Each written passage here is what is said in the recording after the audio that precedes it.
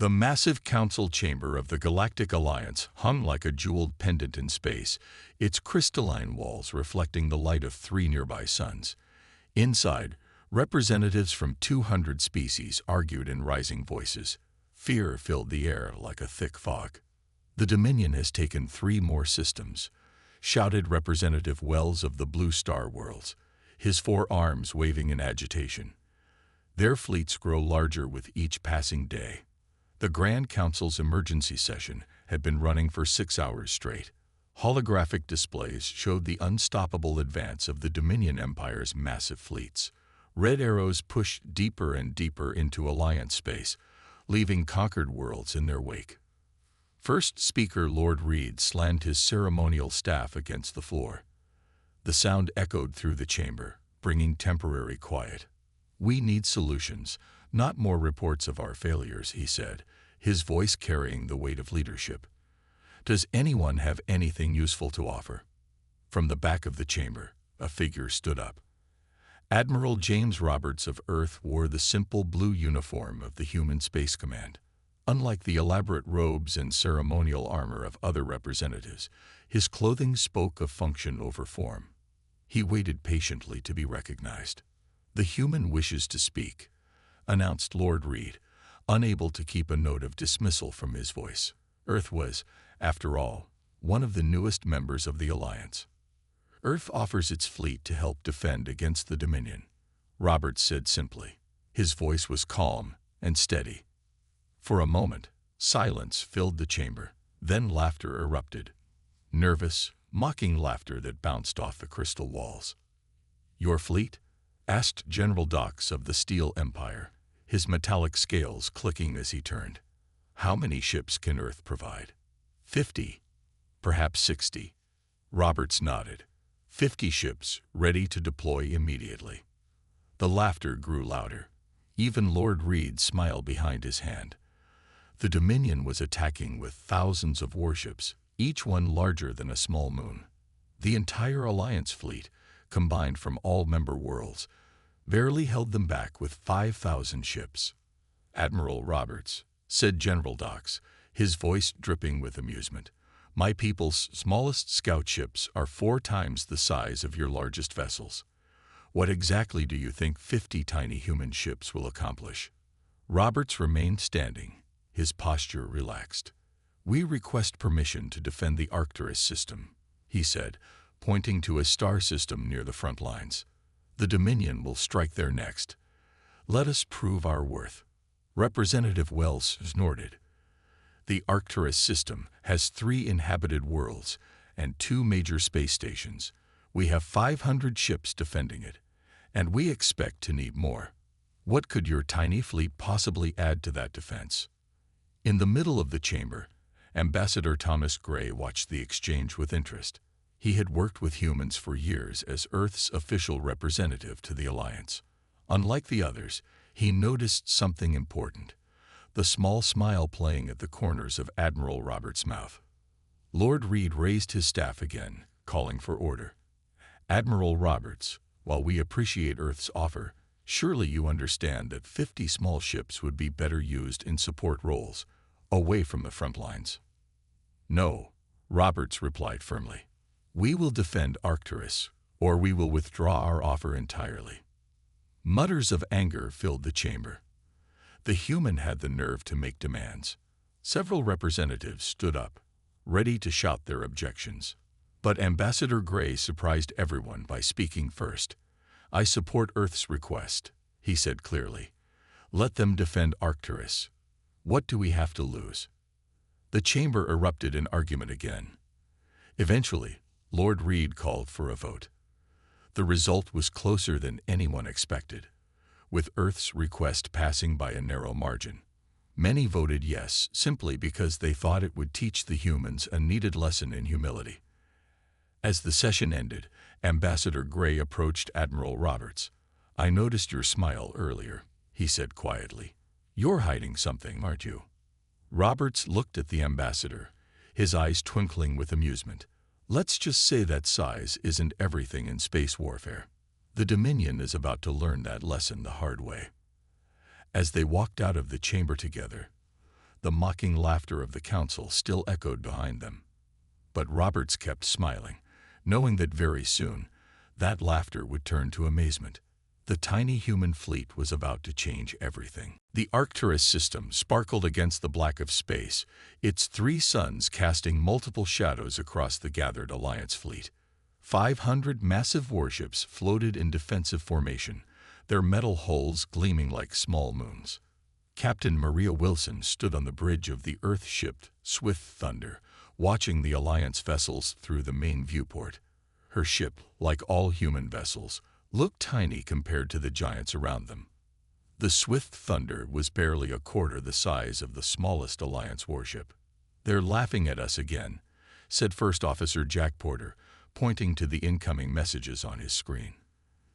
The Alliance commanders were sharing jokes about the human toys that had just arrived. Wilson smiled. "Let them laugh. They haven't seen us in action yet." The human fleet of 50 ships moved into position with perfect precision. Their formation was unlike anything the Alliance had seen before. Instead of the traditional wall of battle, the human ships arranged themselves in what looked like a scattered pattern. "Captain Wilson," boomed the voice of Alliance Commander Dex over the communication system, "your ships are out of formation. Please align them properly with our fleet." "Negative, Commander," Wilson replied calmly. "We will maintain our current position. I request permission to begin the tactical briefing for all ship commanders." A pause followed, filled with more laughter across the communication channels. Finally, Commander Dex responded, "Very well. Proceed with your briefing." Wilson activated the fleet-wide holographic display. Her image appeared on every ship in the system. The Alliance commanders expected a short, humbling session. What they got instead shocked them into silence. "Alliance commanders," Wilson began, her voice clear and confident, "what you see as small ships are actually the most advanced vessels ever created by humanity. We don't believe in wasting space. Every cubic meter of our ships serves multiple purposes." She brought up detailed diagrams of human ship systems. "Our vessels don't need massive engine rooms because we've perfected miniaturization. We don't need huge crew quarters because we've automated 90% of ship functions. And we definitely don't need the oversized weapons you use because precision beats power every time." The laughter had stopped. Alliance commanders leaned forward, studying the diagrams with growing interest. "But most importantly," Wilson continued, "our ships are fast. Really fast." She paused, letting her words sink in. "Would anyone like a demonstration?" Commander Dex spoke up, his voice dripping with skepticism. "By all means, Captain. Show us this amazing speed of yours." Wilson nodded to her crew. "All ships, execute Maneuver Alpha." What happened next left the Alliance commanders speechless. The entire human fleet moved as one, their ships accelerating at speeds that should have been impossible. They wove through the gaps between Alliance vessels, executing turns that would have torn any other ships apart. "How?" Commander Dex's voice was barely a whisper. "How are your crews surviving those maneuvers?" "Inertial dampening technology," Wilson explained. "Another thing we've perfected. Our crews don't feel the G-forces at all." The demonstration continued for 10 minutes. The human ships danced through space, moving in patterns that defied traditional space combat doctrine. They could stop instantly, reverse direction without turning, and accelerate faster than any Alliance ship's targeting computer could track. When they finally returned to their original positions, silence filled the communication channels. "That was impressive," Commander Dex admitted finally. "But fancy flying won't stop Dominion warships. Their weapons will tear your small ships apart." Wilson's smile grew wider. "That's the best part, Commander. You haven't seen our defensive capabilities yet, or our weapons, but you will, very soon." She looked at her tactical display, which showed multiple warning signals. "In fact, it looks like we'll get to demonstrate them in about 6 hours. Long-range sensors show a Dominion fleet entering the system's outer range." The Alliance commanders scrambled to verify this information on their own sensors, which hadn't detected anything yet. Another advantage of being small, Wilson added, our sensors are more sensitive. We can pack more advanced technology into less space. As the Alliance fleet rushed to battle positions, Wilson turned to her crew. Well, she said quietly, they're not laughing anymore. Let's get ready to show them what humanity can really do. The real test was coming, and the tiny human fleet was about to prove that in space combat, vigor isn't always better. The first wave of Dominion ships burst out of hyperspace like angry hornets, their black hulls absorbing the light from Arcturus's 3 suns. 200 massive warships, each one bristling with weapons, moved toward the defense fleet in an arrow formation. Those are just their scouts, Commander Dex announced over the fleet channel. Their main force will arrive within the hour. All ships, battle positions. The Alliance fleet moved into their traditional wall formation, 500 ships creating an impressive barrier of steel and energy shields. However, Captain Wilson and her human fleet remained in their scattered pattern, seemingly out of position. Human vessels, Commander Dex called out, fall back behind our main line. Your small ships won't survive the initial barrage. Wilson's response was calm but firm. Negative, Commander. Watch and learn. She switched to her fleet channel. All human ships, execute Operation Thunderstrike. Show them what we can do. What happened next would be talked about in Alliance military academies for decades to come. Before the Dominion fleet could fire their first volley, the human ships accelerated to speeds that made them appear to vanish from normal sight. The Alliance commanders gasped as their tracking systems struggled to keep up with the movements. First lesson, Wilson's voice rang out clearly. Speed beats size. The 50 human ships weaved through the Dominion formation like needles through fabric. Their smaller size, combined with their incredible speed, made them nearly impossible to hit. Dominion gunners, used to targeting massive Alliance warships, found themselves shooting at empty space as the human vessels darted past their targeting predictions. How are they moving like that? One Alliance officer asked in amazement. The G forces should be killing their crews. The answer came in the form of a demonstration. 3 Dominion destroyers fired their main weapons at the swift thunder. Instead of trying to dodge, Wilson's ship spun 180 degrees instantly, without any turning radius, and fired its own weapons while continuing to move backward at full speed. Second lesson, Wilson announced. Advanced inertial dampeners don't just protect our crews. They let us move in ways you thought were impossible. The Dominion fleet commanders, realizing the threat these small ships posed, ordered all vessels to focus fire on the human fleet.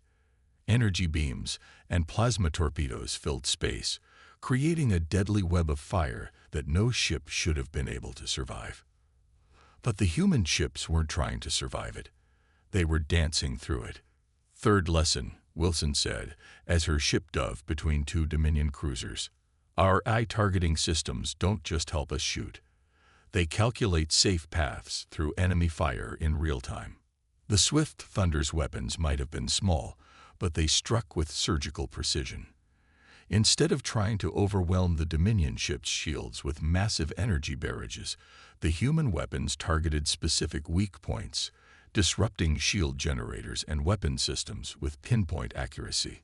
20 minutes into the battle, 30 Dominion ships had been disabled without a single human casualty.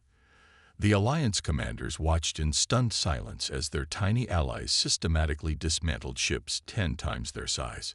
Final lesson for today, Wilson broadcasted, her voice now carrying a hint of pride. Never judge a fleet by the size of its ships.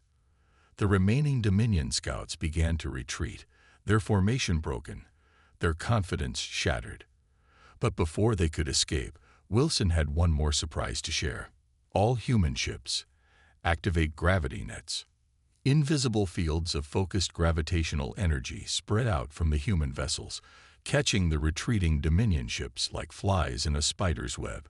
The massive warships struggled uselessly against forces they couldn't see or fight. Commander Dex, Wilson called out. Your ships can disable their weapons now. They won't be going anywhere. As the Alliance fleet moved in to capture the trapped Dominion vessels, Wilson checked her long-range sensors and smiled grimly. The main Dominion fleet will be here in 20 minutes. They have 2,000 ships. She paused for effect. Now you'll see what we can really do when we get serious. The Alliance commanders, who just hours ago had laughed at the human fleet, found themselves eager to see what other surprises these tiny ships had in store. The real battle was about to begin, and somehow they were starting to believe that size really didn't matter at all. The main Dominion fleet emerged from hyperspace like a dark cloud blocking out the stars. 2,000 warships, their black hulls gleaming with malice, spread across space in an attack pattern that had conquered hundreds of worlds. Commander Dex's voice trembled slightly as he addressed the combined fleet. Even with the humans' impressive showing against the scout force, these odds are completely in our favor, Captain Wilson interrupted calmly. Commander, would you like to know why we humans build such small ships? Before he could answer, Wilson pressed a button on her command chair. All human ships, disengage size constraints. Show them our true form. What happened next made every alien commander's jaw drop. The outer shells of all 50 human ships began to shift and change. Panels moved, sections rotated, and new systems emerged from hidden compartments. You see, Wilson explained as her fleet transformed, we learned long ago that the best way to hide advanced technology is to make others think you have less space to store it. The Swift Thunder's hull opened like a blooming flower, revealing layer after layer of advanced weapon systems that had been completely hidden.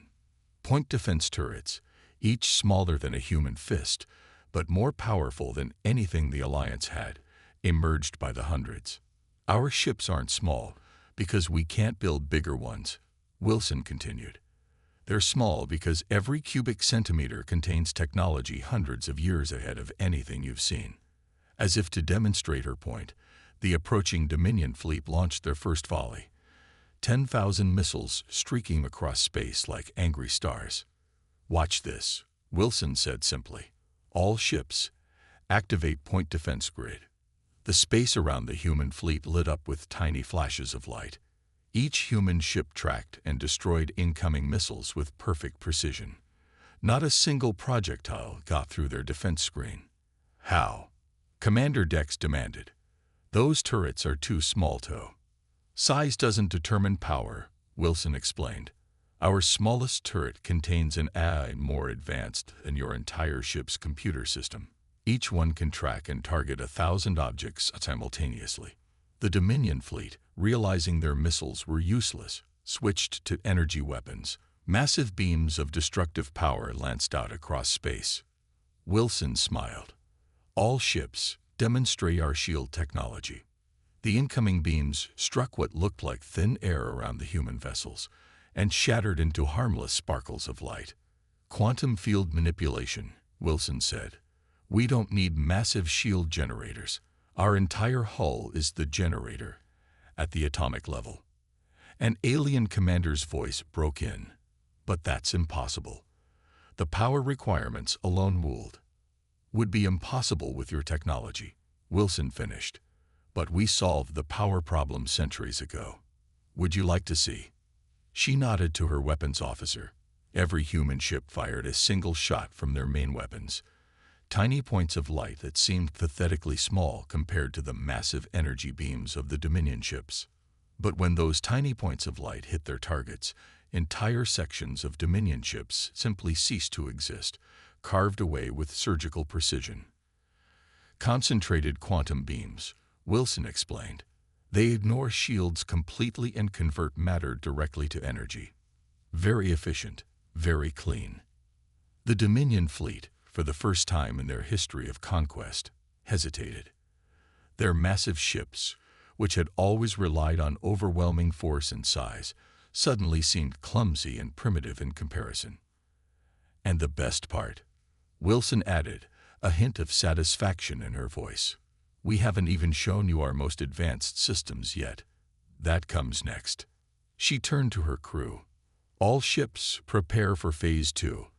Let's show them why humanity never needed to build big ships to dominate space warfare.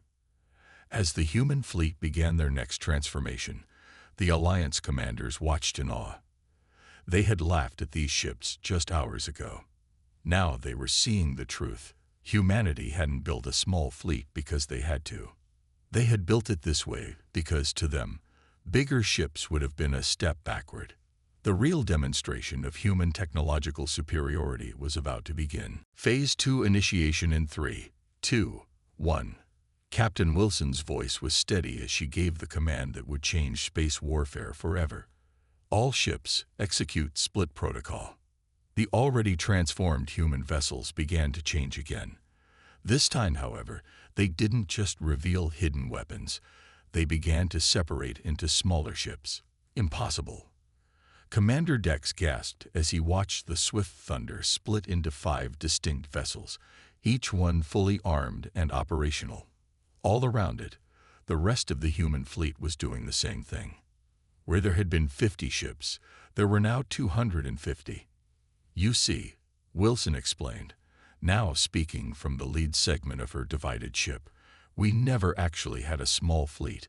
We just kept it folded up to save space. The Dominion fleet, already shaken by the humans' earlier display of technology, faced a new kind of chaos. Their targeting systems, designed to track large capital ships, were completely overwhelmed by the sudden multiplication of smaller, faster targets. All human ships, attack pattern Hydra, Wilson commanded. Show them why humanity chose quality over size. The separated human fleet moved like a swarm of angry bees, each smaller ship displaying the same impossible maneuverability as their combined forms.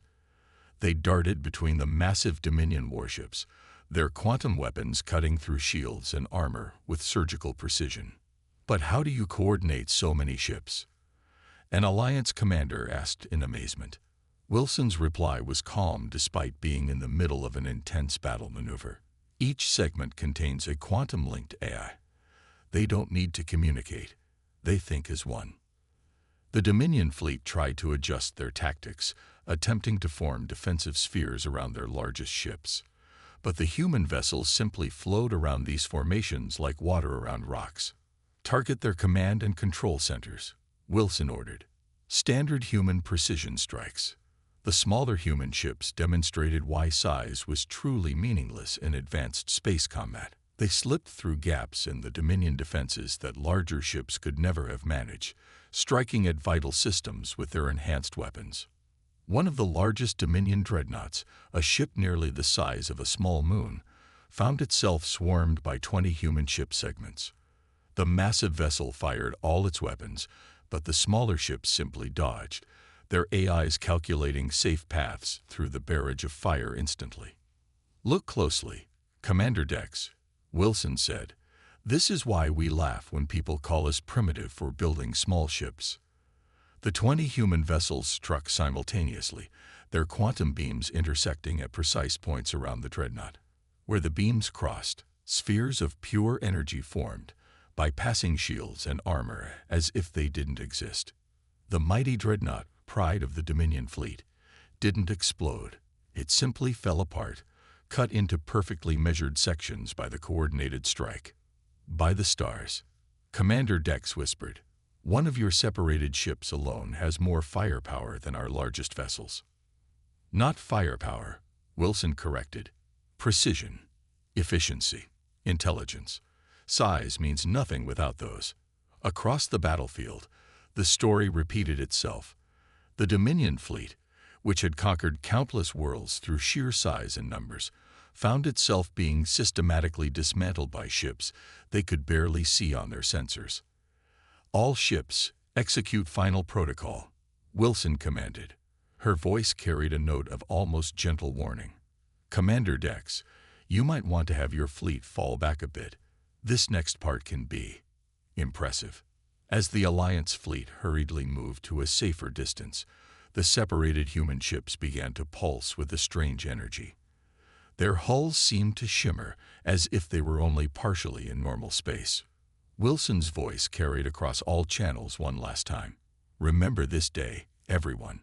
Remember that humanity didn't build small ships because we had to. We built them this way because we had evolved beyond the need for massive vessels. The human ships began to glow brighter, preparing to demonstrate their final and most devastating capability. The Dominion fleet, already broken and scattered, was about to learn the ultimate lesson about underestimating humanity. Size, as they were about to discover, was the least important factor in advanced warfare. The battlefield around the Arcturus system lit up with an otherworldly glow as the human ships activated their final protocol.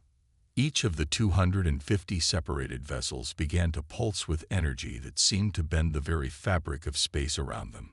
"Final protocol active," Captain Wilson announced. "Initiating quantum field manipulation."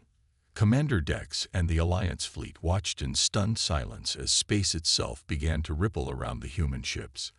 The glow intensified until it was almost painful to look at, even through filtered screens. "You know," Wilson said conversationally, "there's a reason we kept our ships small. When you understand how to manipulate quantum fields properly, you don't need size. You just need control." Suddenly, the glow around each human ship expanded into a perfect sphere of energy. Inside each sphere, reality seemed to twist and fold in impossible ways. "All human ships," Wilson commanded, "execute swarm protocol." The air crackled with energy as each sphere suddenly produced what looked like mirror images of the ships within them. But these weren't images, they were real vessels created through quantum duplication. Where there had been 250 ships, there were now thousands. "Impossible." A Dominion commander's voice cracked over the general channel. "This violates every law of physics." Wilson's laugh was gentle. "Only the laws of physics you understand. Quantum duplication is perfectly natural, if you know how to manipulate reality at its most basic level." The duplicated human fleet moved as one, each ship perfect in its synchronization with the others. They flowed through space like a river of light, surrounding the remaining Dominion ships in complex, three-dimensional patterns. "The duplicates only last for about 10 minutes, Wilson explained. "But that's 9 minutes longer than we need." The human ships began their attack. Instead of firing weapons, they created quantum field intersections, points where their energy fields overlapped. Where these intersections occurred, Dominion ships simply stopped existing. "We're not destroying them," Wilson said, answering the unasked question. "We're simply shifting them slightly out of phase with normal spacetime. They'll reappear in about an hour, safely far from here." The Dominion fleet, facing an enemy they couldn't understand or fight, began to break formation. Their massive ships, once symbols of unstoppable power, now seemed like clumsy targets as the swarm of human vessels danced around them. "You don't need size when you can control space itself," Wilson continued. "Every human ship carries a quantum core that can manipulate reality within its field. When we combine those fields..." She paused as another group of Dominion ships phased out of existence. "Well, you're seeing the results." Commander Dex found his voice at last. "Why didn't you show us this capability from the start?" "Because you needed to understand," Wilson replied. "You needed to see that every step, from our basic speed to our transforming ships, was just a small part of what humanity has achieved. We didn't build tiny ships because we were primitive. We built them this way because we had moved so far beyond the need for massive warships that they seemed primitive to us." The battle, if it could still be called that, ended in less than 5 minutes. The remaining Dominion ships, faced with an enemy that could literally rewrite the laws of physics around them, surrendered unconditionally. As the quantum duplicates began to fade, Wilson opened a channel to all ships, Alliance and Dominion alike. "Remember this day," she said firmly. "Remember that size means nothing when you understand the true nature of space, time, and reality itself. Humanity didn't need a big fleet. We just needed to understand the universe better." The Alliance commanders looked at their sensor readings in silence. In less than a day, 50 tiny human ships had completely changed their understanding of warfare, technology, and reality itself.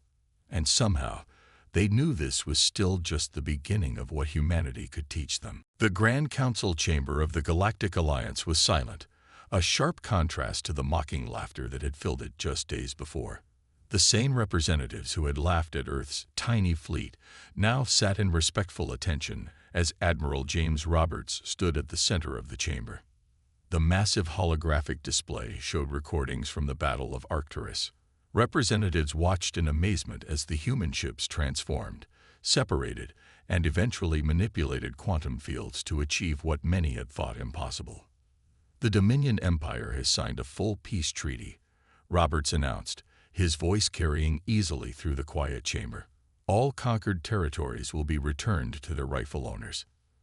First Speaker Lord Reed stood, his earlier dismissive attitude completely gone.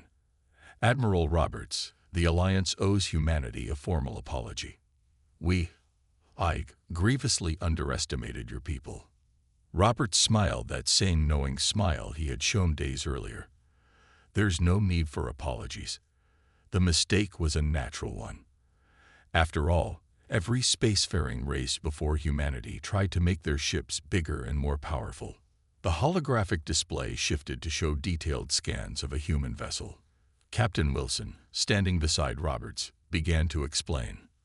What you're seeing is several centuries of human technological evolution, she said. We learned early that bigger wasn't better. Instead, we focused on understanding the fundamental laws of the universe. Commander Dex, now promoted to High Commander of Alliance Forces, stepped forward.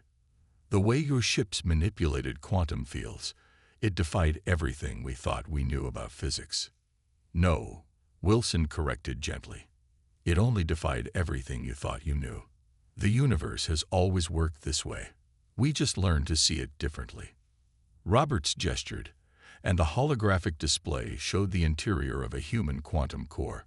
We're here to offer this knowledge to the Alliance, not just the technology, but the understanding behind it. We believe every race should have the chance to grow beyond the limitations of size and brute force. The chamber erupted in excited murmurs. Representatives who had mocked the human fleet now leaned forward eagerly, hoping to learn its secrets. We will establish training centers in every major system, Roberts continued. Human instructors will teach your engineers and scientists. Within a few years, every Alliance world will be able to build ships that make current designs obsolete. Ambassador Gray, who had supported Earth from the start, smiled broadly. And what happens when everyone has this technology? When size truly becomes meaningless in ship design? Then we show you what else we've been keeping small, Wilson answered with a wink. The chamber grew quiet again, wondering what other surprises humanity might have hidden. Roberts raised his hand for attention. But before we begin sharing our technology, remember this lesson. The next time you meet a race that seems less advanced because they do things differently, think of Earth's tiny fleet. Think of how quickly assumptions about size and power can be proven wrong. The chamber broke into applause, genuine this time, not the mocking laughter of days past. As the session ended, representatives crowded around Roberts and Wilson, eager to learn more. In a quiet corner, Ambassador Gray spoke with Commander Dex. You know, Gray said thoughtfully, I don't think we've seen half of what humanity can really do. Dex nodded, watching Wilson explain quantum field theory to an excited group of alien scientists. Did you notice? Through the entire battle, not a single human ship was even scratched. Their technology wasn't just superior, it was so far beyond us that they could win without causing any real destruction. Makes you wonder, doesn't it? Gray mused. If this is what humanity shows when they're being friendly, imagine what they could do if they were truly threatened. As if hearing them, Roberts glanced their way and smiled that knowing smile once again. That smile seemed to say that humanity's tiny fleet had many more surprises yet to share. The age of massive warships was over. The era of understanding had begun.